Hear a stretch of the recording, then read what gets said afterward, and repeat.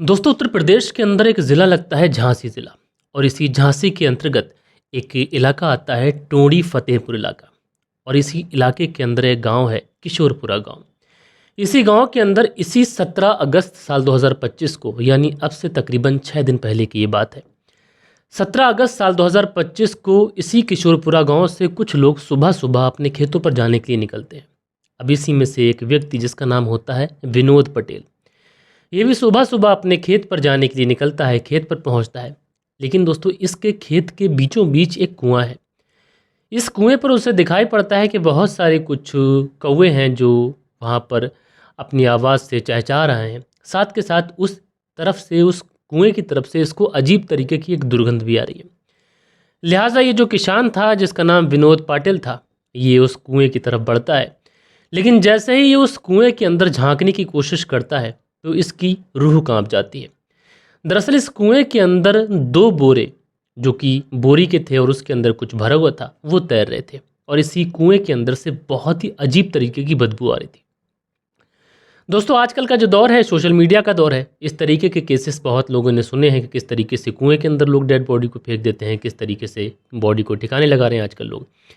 तो ये जो विनोद पटेल होता है, इसको कहीं ना कहीं अब जो डाउट था वो इसका ये जाता है कि इस कुएं के अंदर किसी व्यक्ति का कत्ल कर कर उसकी डेड बॉडी को बोरियों में भरकर शायद मेरे खेत में लाकर फेंका गया है। लिहाजा ये व्यक्ति तुरंत भागा भागा किशोरपुरा पूरे गांव में पहुंचता है। वहां पर पहुंचने के बाद में गांव वालों को ये बात बताता है। अब गांव वाले भी दौड़े दौड़े भागे भागे सीधा उस कुएं की तरफ पहुंचते हैं। वहां पर पहुंचने के बाद में देखते क्या है कि वाकई ये कुआं है और उस कुएं के अंदर दो बोरे हैं। उस बोरे के अंदर शायद कुछ भरा हुआ है जो ऊपर पानी में तैर रहा है और बदबू बहुत ज़्यादा आ रही है। लिहाजा वहीं से कोई व्यक्ति जो होता है सीधा पुलिस को इन्फॉर्म कर देता है। अच्छा, पुलिस भी मौके पे पहुंचती है। जब तक पुलिस पहुंचती है वहाँ पर बहुत ज़्यादा भीड़ भी लग चुकी होती है। पुलिस जो थी उस भीड़ को साइड करती है। साइड करने के बाद में स्थानीय लोगों की मदद से जो बोरे थे उन दोनों बोरों को बाहर निकाला जाता है। दोस्तों, जब दोनों बोरों को खोला जाता है तो पुलिस वालों की भी रूह कांप जाती है। दरअसल इन दोनों बोरों के अंदर किसी महिला की डेड बॉडी रखी गई थी। अब महिला की मैं इसलिए बोल रहा हूँ क्योंकि देखने से ही पता चल रहा था कि डेड बॉडी महिला की डेड बॉडी है। क्योंकि भले ही इस महिला का सर मौजूद नहीं था, इसके हाथ मौजूद नहीं थे, लेकिन इसके पाँव और इसका जो बीच का जिस्म का हिस्सा होता है वो उस बोरी के अंदर मौजूद था। यानी एक बोरी के अंदर पाँव रखे हुए थे और एक बोरी के अंदर जो बॉडी का बीच वाला हिस्सा होता है, यानी पेट का, चेस्ट से लेके पेट तक का, वो हिस्सा मौजूद था। अब लिहाजा पुलिस वाले जैसे तैसे कर कर उस पूरे कुएं को इंजन से खाली कराते हैं, कि देखने की कोशिश करते हैं कहीं ऐसा तो नहीं कि इस कुएं के अंदर कोई और बोरा हो। शायद ईंट पत्थर डाल के बोरे के अंदर बोरे को नीचे बिठा दिया हो, जिस वजह से शायद वो बोरा ऊपर ना आया हो। हो सकता है कि उस बोरे के अंदर या तो इस महिला का सर हो या फिर कोई और शिनाख्त हो जाए। लेकिन दोस्तों, पुलिस वाले इस पूरे कुएं को खाली कर देते हैं। लेकिन यहाँ से पुलिस वालों को कोई भी सुराग, कोई भी सबूत या फिर इस डेड बॉडी का कोई और दूसरा अंग नहीं मिलता है। अब उसके बाद में पुलिस वाले, चूँकि डेड बॉडी पहचानने में तो आ नहीं रही थी, शिनाख्त नहीं हो पा रही थी, पुलिस वाले इसी पूरे किशोरपुरा गांव में पूछताछ करते हैं कि तुम्हारे घर से या फिर घरों से किसी की कोई महिला गायब हो। तो किशोरपुरा गांव के जितने भी लोग होते हैं वो कहते हैं कि साहब ऐसा तो कोई भी केस नहीं है, कोई भी महिला अपने घर से गायब नहीं है। अच्छा, पुलिस वाले इस पूरे केस को बहुत ज़्यादा चैलेंजिंग लेते हैं। भले ही इस डेड बॉडी की शिनाख्त ना हो सकी थी, जो भी टुकड़े मिले थे उन्हें फॉरेंसिक के लिए भेजा जाता है। साथ के साथ इस महिला के पाँव के और इसके जितने जिस्म के फ़ोटोग्राफ्स होते हैं वो सारे लिए जाते हैं। उसके बाद में इन फ़ोटोग्राफ्स को सोशल मीडिया के ऊपर पोस्ट किया जाता है। बताया जाता है कि इस जगह पर एक महिला की डेड बॉडी मिली है, इस गांव में मिली है। अगर आसपास के किसी भी गांव की कोई भी महिला गुम हो तो वो सीधा पुलिस थाने पहुंचे, डेड बॉडी की शिनाख्त करे, डेड बॉडी क्लेम करे और लेके जाए। पुलिस वालों को भी लग रहा था कि हम सोशल मीडिया पे ये सारी चीज़ें अपलोड कर देंगे, उसके बाद में कोई व्यक्ति होगा जो डेड बॉडी की शिनाख्त करेगा, लेके जाएगा। लेकिन दोस्तों, पुलिस वालों की ये जो मेहनत थी, ये मेहनत रंग नहीं लाती है। और इस पूरे केस के अंदर यहाँ से भी पुलिस को कुछ नहीं मिलता है। यानी अब सोशल मीडिया का सहारा पुलिस ले चुकी थी। लिहाजा पुलिस वाले अब ये फैसला करते हैं कि जो डेड बॉडी है उन्हें किसी महिला की गुमशुदगी की रिपोर्ट किसी थाने में लिखाई गई हो। तमाम थानों में शनाख्त की जाती है, तमाम थानों में पूछताछ की जाती है, वहाँ से भी कुछ नहीं मिलता है। लिहाजा उसके बाद में तकरीबन 1000 पोस्टर छपवा जाते हैं। 1000 पोस्टर छपवाने के बाद में अलग अलग जगहों पर लगा दिए जाते हैं। साथ के साथ पुलिस जो थी वो सारी डिटेल्स लेकर आस पड़ोस के गाँव में भी छानबीन कर रही थी। और इसी झांसी के अंदर टोंडी फतेहपुर में ही एक गांव पड़ता है, महेबा गांव। पुलिस इसी गांव में पहुंचती है, जो कि किशोरपुरा से लगभग 8-10 किलोमीटर की दूरी पर होगा। इस गांव में पहुंचती है और इस गांव में पहुंचने के बाद में यहाँ पे पूछताछ करती है। तो जो पोस्टर पुलिस ने छपवाए थे उससे कम पुलिस को एक लीड मिलती है।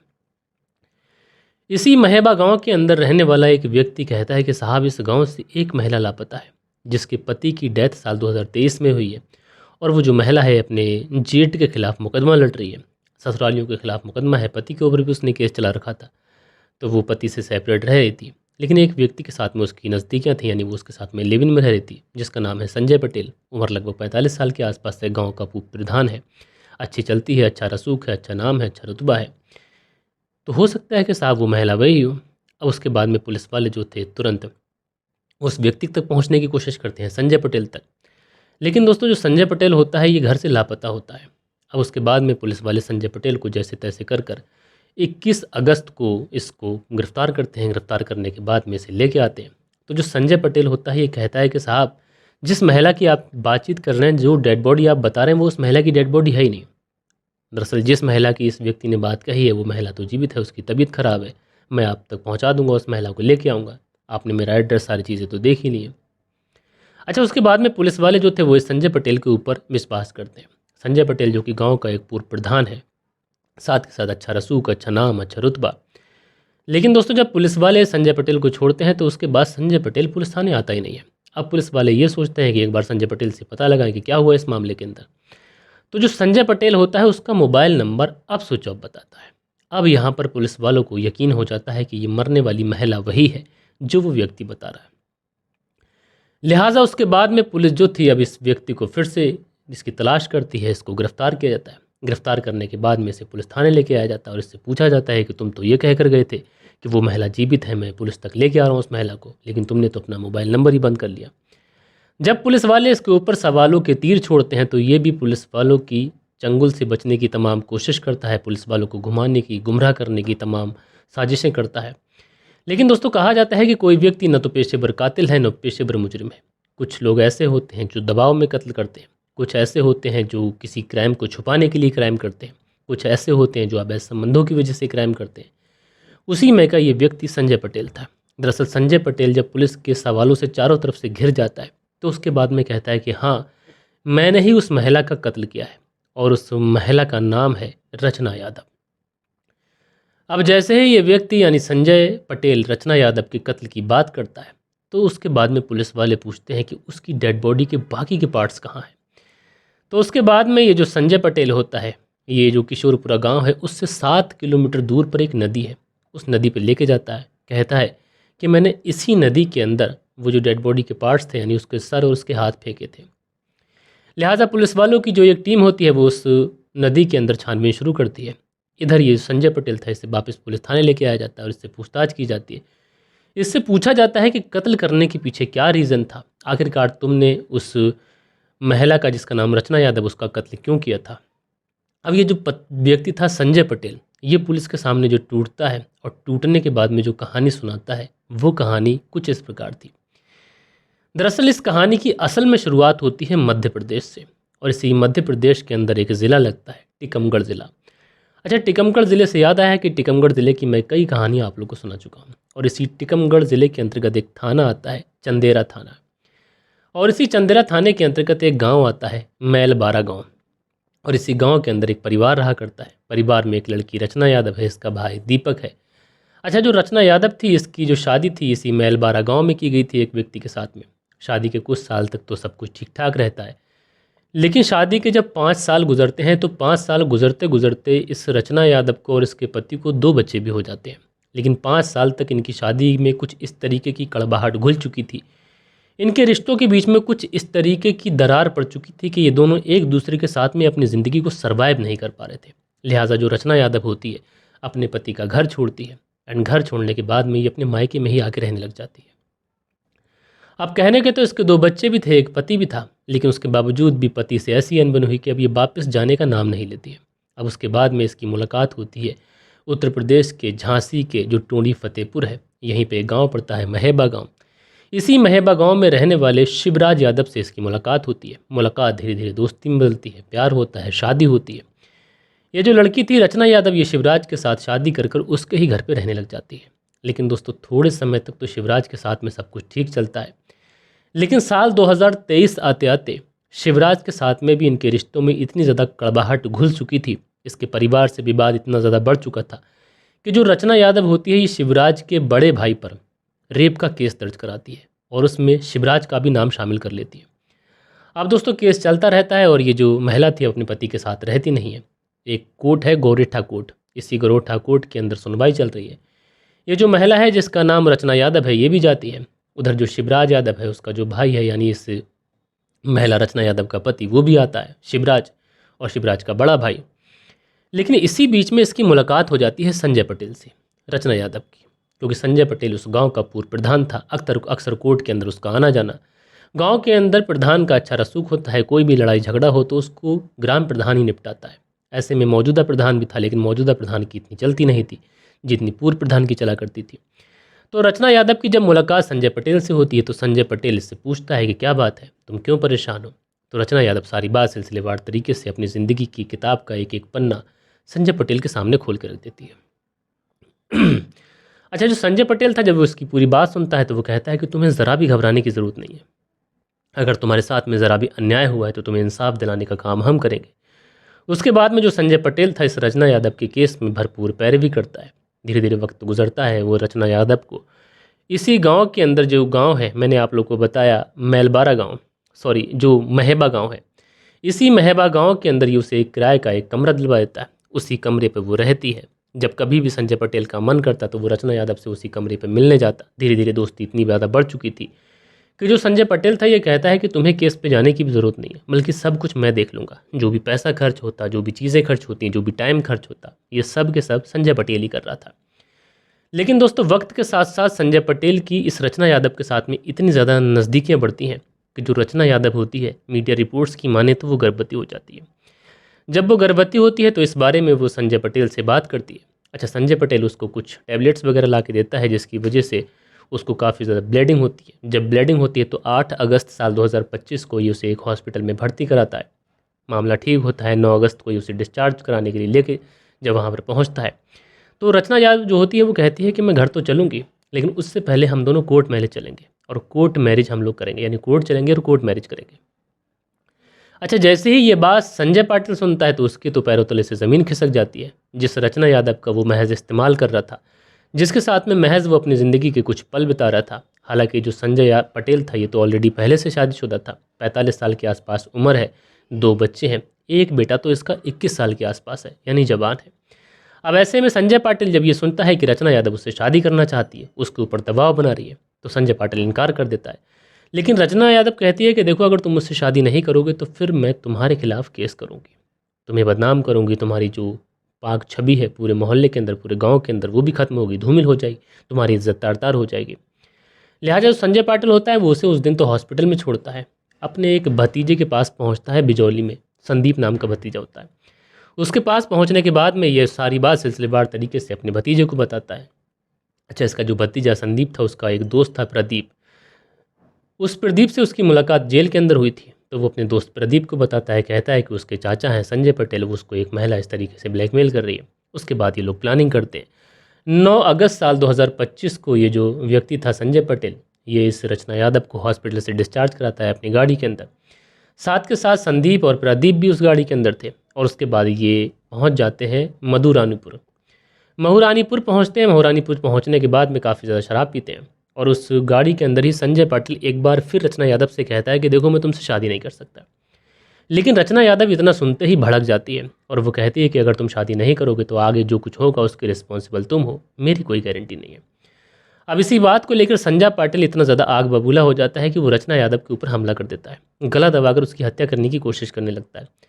लेकिन रचना यादव भी अच्छी खासी जिस्म में ताकतवर थी, सब कुछ ठीक था, ये भी विरोध करने लगती है। लेकिन इसी बीच में जो संदीप और प्रदीप थे ये रचना यादव के हाथ और पांव जकड़ लेते हैं और इसी बीच में संजय पाटिल जो था वो रचना यादव की गला दबाकर हत्या कर देता है।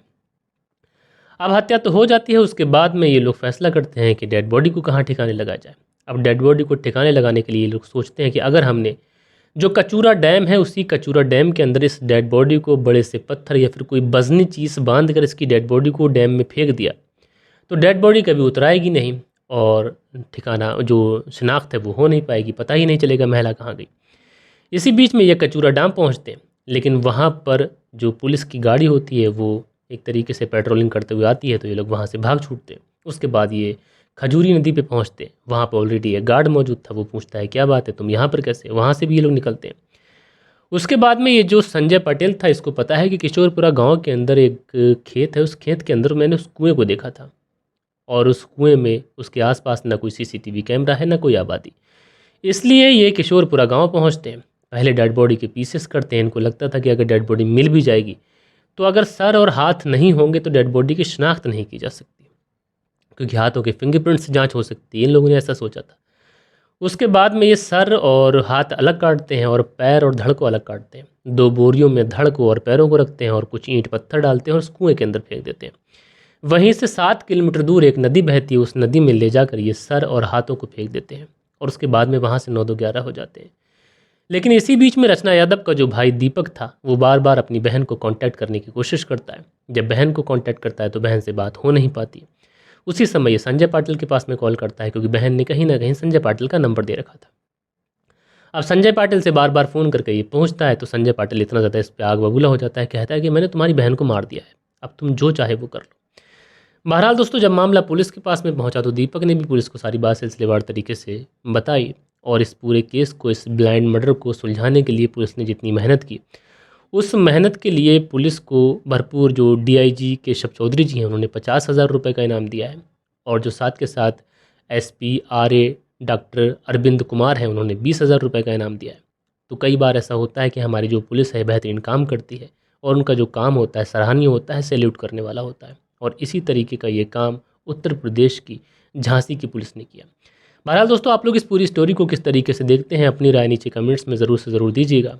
कल के दिन आप लोग के कुछ बेहतरीन कमेंट्स भी थे, वक्त होता है कि आप लोग के कमेंट्स पढ़ लिए जाए। सो दोस्तों, हमारे चैनल पर जो कल के दिन कमेंट्स हैं, इसमें उमराव सिंह है, लिखते हैं उमराव सिंह, नमस्ते सर जी, बाड़मेर राजस्थान से आपकी कहानी सुनता हूँ, पश्चिमी भारत पाक सीमा के पास का आपका फ़ैन।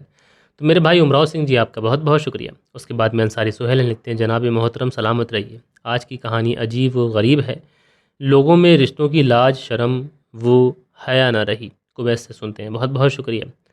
उसके बाद में अंसारी सुहेल जी का कमेंट से सलाम करते हैं, बहुत सारी बात लिखते हैं, शुक्रिया आपका। उसके बाद में खान अकील है, लिखते हैं अस्सलाम वालेकुम भाई, नाइस स्टोरी। तो खान अकील जी, शुक्रिया मेरे भाई आपका।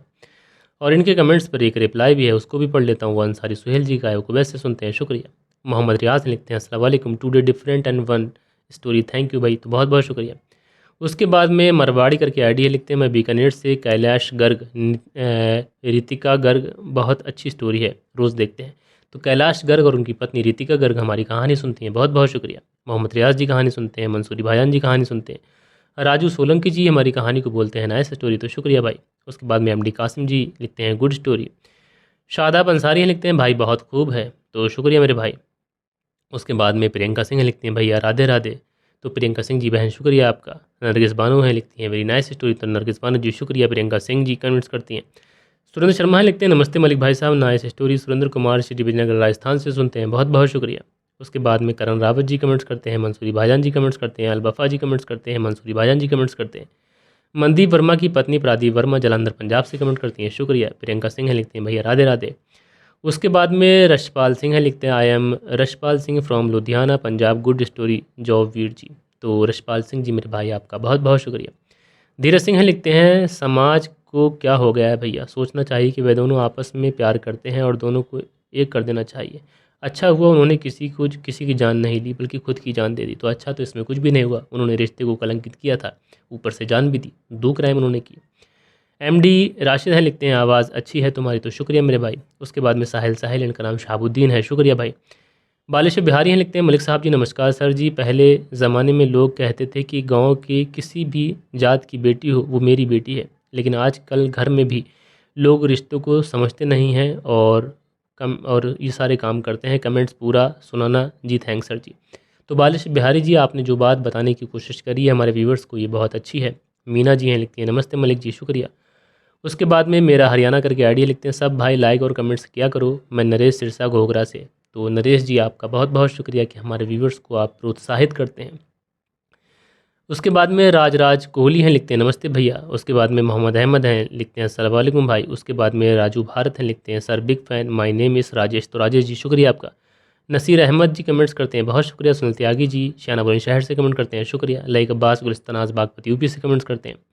इंडिया एनएक्स करके आईडी लिखते हैं, बाबा अकलंडी ये कैसा नाम है।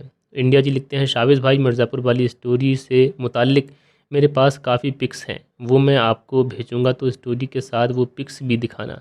तो आप मुझे स्टोरी और उस स्टोरी के जो आर्टिकल हैं वो मुझे इंस्टाग्राम पे भेजिएगा, और आर्टिकल के साथ ही मैं न्यूज़पेपर की जो कटिंग होती है उसके आधार पर, पुलिस ने जो बातें बताई हैं उसके आधार पर ही स्टोरी सुना पाऊँगा।